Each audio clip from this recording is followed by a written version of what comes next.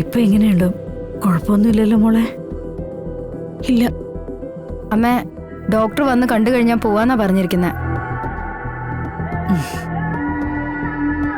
വീട്ടിൽ പോയാൽ നന്നായി റെസ്റ്റ് എടുക്കേണ്ടി വരും. അങ്ങനെ കൃത്യമായിട്ട് റെസ്റ്റ് എടുക്കാമെങ്കിൽ മാത്രം പോയാൽ മതി.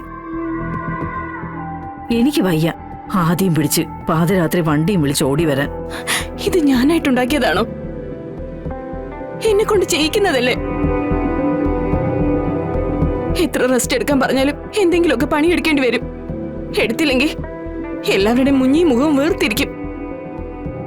വലിയച്ചി, ഇനി പ്രസവം വരെ വലിയ ഭാരപ്പെട്ട പണിയൊന്നും എടുക്കണ്ട. അല്ലെങ്കിൽ തന്നെ ഡോക്ടർമാർ ഓരോന്ന് പറഞ്ഞ് പേടിപ്പിച്ചു വെച്ചിരിക്കുക. ഹോട്ടലിലെ പണിക്ക് ശാന്തയോട് മുടങ്ങാതെ വരാൻ പറയാം. ശാന്ത വന്ന് കിട്ടിയ പ്രസവ സമയത്ത് നമ്മൾ രണ്ടുപേരും മാറി നിന്നാലും കാര്യങ്ങൾ ഭംഗിയായിട്ട് ശാന്ത നോക്കിക്കോളൂ.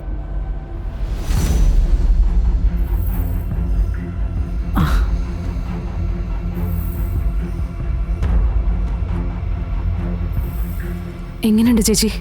വേദനയൊക്കെ കുറഞ്ഞോ? ശരീരത്തിന്റെ വേദന കുറഞ്ഞു. പക്ഷെ ഞാൻ ഡോക്ടറെ കണ്ടായിരുന്നു. കുറച്ച് റിസ്ക് ആണെന്നാണല്ലോ ഡോക്ടർ പറഞ്ഞ്. ചില സംശയങ്ങളൊക്കെ ഡോക്ടർ പറഞ്ഞു. പിന്നെയൊക്കെ നമ്മുടെ ഭാഗ്യം പോലെ ഇരിക്കും. എന്ത് ഭാഗ്യം!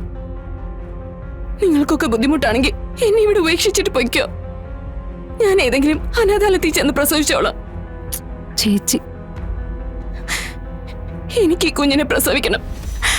അത് ഞാൻ എനിക്ക് തന്നെ നൽകിയ വാക്ക.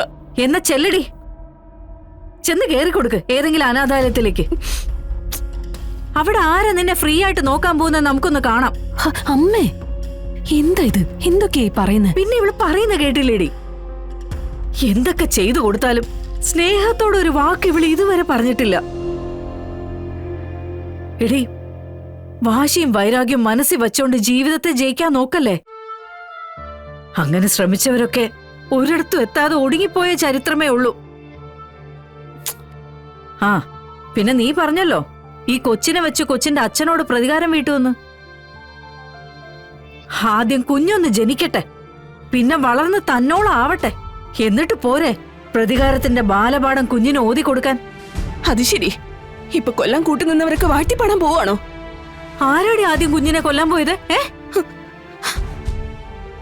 ഈ കുഞ്ഞിനെ വേണ്ടെന്നും പറഞ്ഞ് നീ കാട്ടിക്കൂട്ടിയ കോപ്രായങ്ങളൊക്കെ എന്റെ മോളങ്ങ് മറന്നുപോയോ? അമ്മേ, എന്താ ഇത്? എടി, ഇതൊരു ഹോസ്പിറ്റലാ.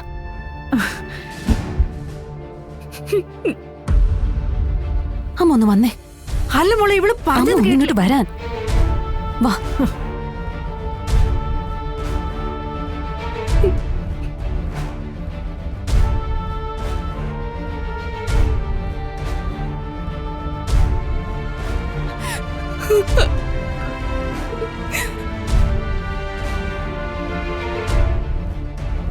ശാരീരിയുടെ കാര്യം അമ്മയ്ക്ക് അറിയാലോ.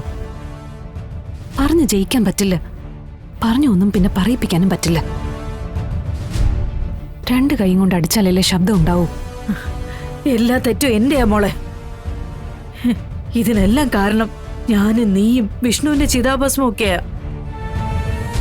നിങ്ങളുടെ ആ പോക്ക് എനിക്ക് തടയായിരുന്നു, പക്ഷെ കഴിഞ്ഞില്ല. ജോത്സ്യം പറഞ്ഞതായിരുന്നു ആ പോക്ക് ഒരുപാട് അനർത്ഥങ്ങൾ ഉണ്ടാക്കുമെന്ന്.